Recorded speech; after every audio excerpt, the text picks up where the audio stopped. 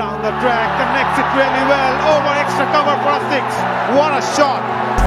এবার বরিশালের মতো শক্তিশালী দলকে চমকে দিয়ে রংপুর রাইডার্স দলে ফিরিয়েছেন বাবর আজমের মতো হার্ড হিটার ব্যাটসম্যানকে রংপুর দলের ক্যাপ্টেন নুরুল হাসান সোহান।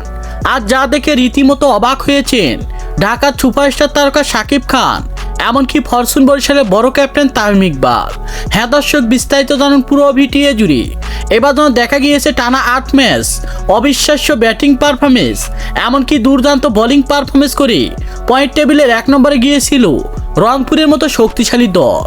আর সেই রংপুর দলে নাকি টানা 4 ম্যাচ খুবই লজ্জাজনকভাবে ম্যাচ হেরে একেবারে পয়েন্ট টেবিলের শেষে অবস্থান করছে রংপুরের মতো দল।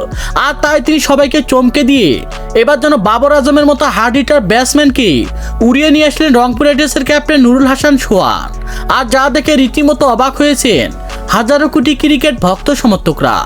নুরুল হাসান সোহানের কথা হলো যে গতবার বিপিএল লিগেও হার্ড হিটিং ব্যাটিং পারফরমেন্স করেছিল এই বাবর আজমের মতো হার্ড হিটার ব্যাটসম্যান।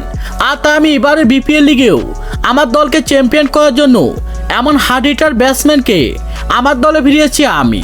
তো দর্শক, পারবে কি রংপুর রাইডার্সের ক্যাপ্টেন নুরুল হাসান সোহান একের পর এক ক্যারিবিয়ান তারকা এমনকি বিদেশি তারকাদের দলে ফিরিয়ে শেষ পর্যন্ত রংপুর দলকে চ্যাম্পিয়ন ট্রফি তুলে দিতে?